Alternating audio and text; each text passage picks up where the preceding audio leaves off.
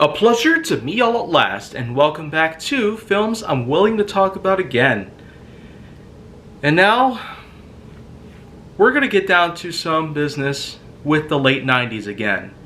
If you thought that the likes of The Green Mile and Toy Story 2 were pretty much not as prevalent, then well, let's get on going with a bit of a well-known phenomenon that had happened that simply situates with reality. The reality, of course, that gives you that specific sort of typical 9-to-5 office deal, office space. This film does in fact simply go round the one well-known topic that all of us seem to encounter on a daily basis. With a good majority of American workers on a nice full-time basis, having to work a minimum of 40 hours a week, 9 to 5, in an office cubicle type setting, wearing a three-piece suit and carrying a briefcase. It's that typical sort of cliche that's been repeated hundreds of times throughout the past century, but yet it does seem to hold the most water. Although in more recent years we've been seeing a lot of light being shed on more popular sides of everyday work. And some of this kind of work that we happen to see on a daily basis that allows people to make considerable livings, let's just say that not every single work that's associated with this day and age is for the faint of heart. You'd have to really look into this stuff without feeling surprised. And I myself do feel that despite how unorthodox most of today's lifestyle is, especially with what we had gone through since the very start of the past decade, it seems like it's safe to say that we've gone through a lot and are willing to expand, broaden our minds, and get to know a lot of other things about the possibility of there being full-time work without this sort of weird, typical, boring sort of 9-to-5 cubicle sort of cliche. But this film, being the late 90s, was practically at the peak of this sort of business, where 9-to-5 cubicle jobs were some of the most common that a person can ever work with. And with most people graduating college, having the good majority of majoring in most different occupations, 9-to-5 cubicle settlements seem to be at the core to most people's lifestyle and to most people's routine. But because of all this change that's happened in the past 20 plus years, we've had a lot to work with, and now we're going to have more complexities when it comes to our work. Of course, I'm willing to do my part. The combination of cinematography, working from home, and also doing some occasional volunteering work, as being cooped up 24/7 won't really do any good. But back to the film itself that I'm going to be talking about yet again, because Office Space, in any sense, it's a pretty decent film out there with the likes of Ron Livingston. And Ron Livingston, portraying the likes of Peter Gibbons, is a 9-to-5 office cubicle worker whom is in fact working for a large company that has to do with the likes of software. And software production was a huge hit throughout the 90s. Especially if you remember Microsoft's enormous bound success that happened in 1995, just a few years before then.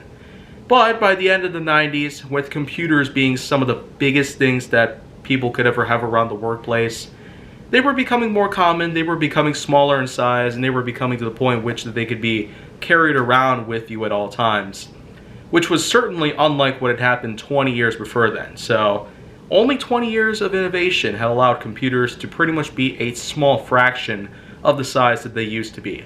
They used to fill up entire rooms and entire buildings, but at that time they were small enough that you could basically have in a tiny space at all times. But compared to today, when we basically have computers that are basically the size of a notepad, or at times even the size of a watch. And so innovations basically kept on going. Another 20 years have passed since those computers in the 90s were pretty much a thing, but it only makes you wonder, what would computers in the 2040s be like? Would they be the size of a peanut? Would they be the size of a single gram of sugar? Or would they just be a tiny molecule that you'd be able to see under a microscope?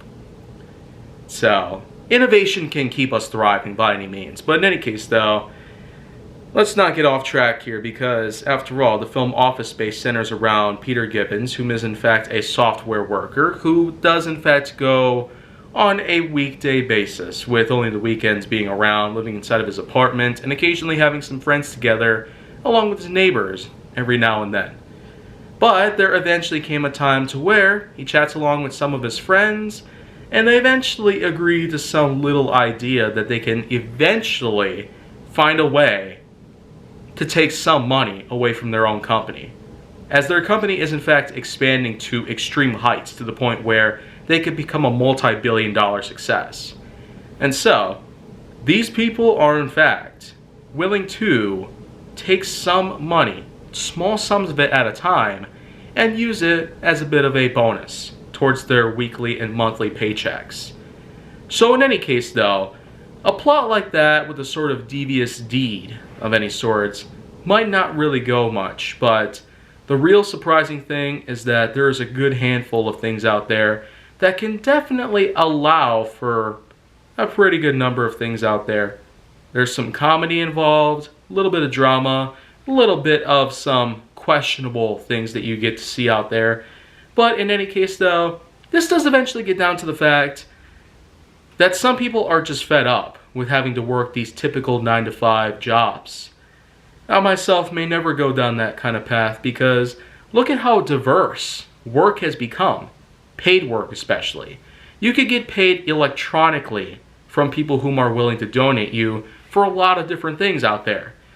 Such venues like Patreon, PayPal, Venmo, GoFundMe, Zelle, etc. All of these basically blend together to one big amalgamation of innovation that allows for people to, in fact, pay up creators of all sorts. Whether they are creating things based on art, or lifestyle, or culture, or traveling, or any other thing that could be out there, you could definitely pay somebody to do what they love to do for any reason at all. And of course, I will not approve of everything out there that exists when it comes to content creation, but this is basically what allows people to thrive. This is what allows people to become successful. This is, in fact, what allows people to make a living, just like what anyone else would want to do. So, whether you want to make a living from something else that is not necessarily the traditional aspect of what earlier generations have had before you, you basically can always let them in on what the big secret is, because, well, it's not very secret anymore. A lot of things out there are known by this point, and a good majority of the many diversities of how work has gone down. Well, you know what? This is just basically me getting off track again. I really apologize. But that's just basically the sort of perspective that I happen to get every time I watch this film. When I first watched it well over 10 years ago, I very much had that sort of thing going on, because I've had a lot of family that did in fact work in large office buildings like this, though under a lot of different occupations out there. And depending on the occupation, it's basically the same old thing. Whether it has to do with shipping, whether it has to do with organization, whether it has to do with accounting, any kind of occupation that gets settled upon, you can always expect to be in some sort of office sort of space. Which I feel like that's how they got the name, so. Unfortunately though, these three friends, while they were in fact successful in being able to create a hack of some sorts to be able to steal extra money away from the company they're working for, the whole deal comes back to bite them, because instead of getting small sums at a time, they end up getting a huge sum in excess of $300,000. And so, what they plan on doing then is they end up eventually coming up with the idea that they could launder the money, just so they wouldn't necessarily be of suspicion by anybody whom they work with, or possibly by the law. But it eventually comes down to Peter Gibbons himself being the supposed mastermind of the whole thing, and also the leader of the conspiracy that's put together, where the law might suggest that he was responsible, directly responsible, for creating this little plan to steal a lot of money from the company he's working for, and all of his friends are pretty much just accomplices that could eventually get some sentencing, much like he would. A long time could be spent in prison or possibly anything else. And so this eventually gives him the idea to write a note explaining what had happened, a supposed confession that he stole a lot of money from the company. And of course, his boss, Mr. Lumbergh, whom at the time had just turned 41 years old and had a splendid birthday party, was not necessarily expecting anything bad to turn up. But, of course, what happens then is pretty crazy. Because another employee out there is, in fact, supposedly directly responsible for arson. Because the building itself is on fire the very next day after Peter slipped the letter underneath the crack of the door to his boss's office. And Mr. Lumbergh himself was even in shock, almost in peril, after seeing the building itself completely up in flames. It got down to the point where there was practically no evidence of any kind, any dirt, that would put Peter Gibbons and his friends in danger. Ron Livingston sure has a great old thing going on here, especially when it comes to comedy. So I sure am quite happy about what he's been able to do here in this film. But with many other films that eventually came out throughout the 2000s and 2010s, and even here today, where we do occasionally see him in some appearances, he sure does have plenty to give us. But here's to hoping that he can give us a lot more. And so, the film does end with everybody having some outdoor work in which they're cleaning up the debris. The burned cinders and ashes are all going to be disposed of, and the building itself would eventually get repaired once and for all. Meanwhile, as for the employee that supposedly caused the fire, well, he simply ran off and disappeared. So in any case though, that's just pretty much what I can in fact identify with various things relating to this one film. But do be back around here tomorrow, because there's still in fact a couple more that I will be willing to talk about again. So if you want to see more, go down to my channel, then make sure that you like, subscribe, comment, follow me on social media, and stay on the Hollywood side.